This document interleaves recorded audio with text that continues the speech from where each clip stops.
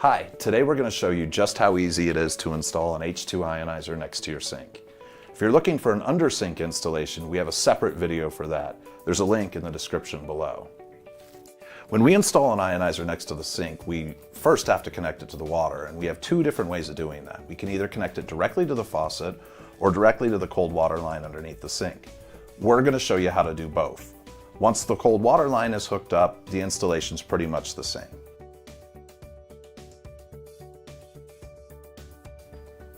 Here we have our mock faucet to show you how to install the diverter valve to your kitchen tap. What we're going to do is remove the aerator, which just unscrews, and replace it with a diverter valve.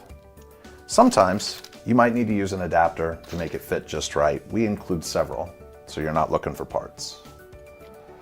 With the aerator off, we're just going to thread the diverter valve into its place, then remove the small retaining nut on the side of the diverter.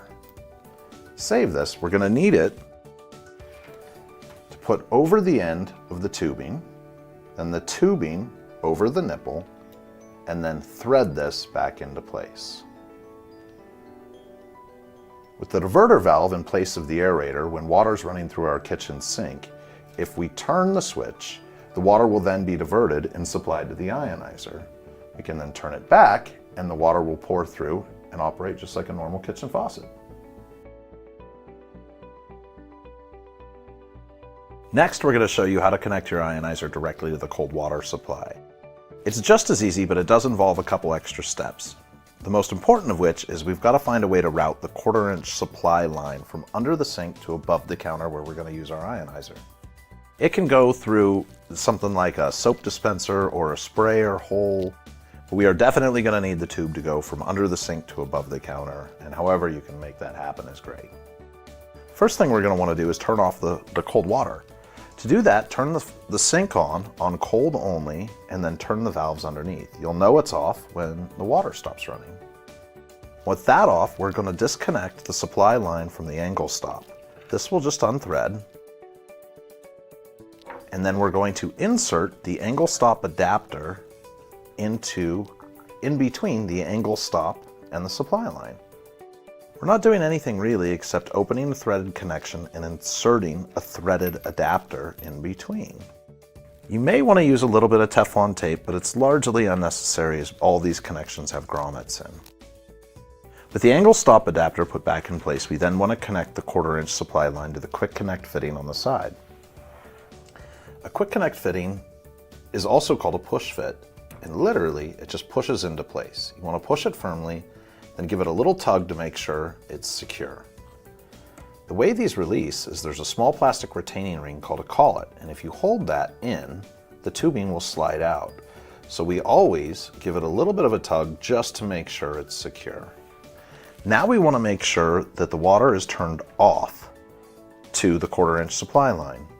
There's a handle and it's an on-off switch, and if it's pointing at this, it means that it's on, and when we turn the water on, water would be supplied to the faucet as well as to our supply line and to the ionizer. If we turn this off, water will only be supplied to the faucet. So with this off, go ahead and turn the water back on. When you hear it start to run above the sink, reach up, turn the faucet off, come back and inspect for leaks. If we see any drops, we're going to want to go ahead and tighten that connection. Once there's no leaks, we're ready to move on to installing the ionizer. Now that we've got our 1/4-inch supply line connected to our water source, we need to connect it to our ionizer. To do this, let's go ahead and lay the ionizer down. There's a couple of plugs we're going to need to remove. One is a quick connect. We've already covered that, but remember to hold the collet into the body of the fitting to slide something out of it. The next is on the acidic elbow. There's just a cover that will come right off. We're going to take our 1/4-inch supply line and plug it into the tap water in. Again, with all quick connects, give it a tug to make sure it's secure. We're then going to take the acidic drain line and the attached hose clamp. These are pretty tough. You might use a set of pliers. It's going to go ahead and slide over that end and then put the clamp in place, and we are good. We're going to stand this up, remove the third and final plug from the top spout, and install the stainless steel flexible hose. This just screws in. Now we're ready to plug this in, turn the water on, and start using the ionizer. Hey folks, thanks for following along and seeing just how easy it is to install an H2 series ionizer. If you have any questions, don't hesitate to reach out. We have technicians standing by that would love to answer any questions you have. For a more detailed description of the parts we used and how we used them, please refer to your owner's manual. In addition, there's resources in the description below that will take you to links on how to use your ionizer and a much more in-depth and detailed version of how to install. Thank you so much.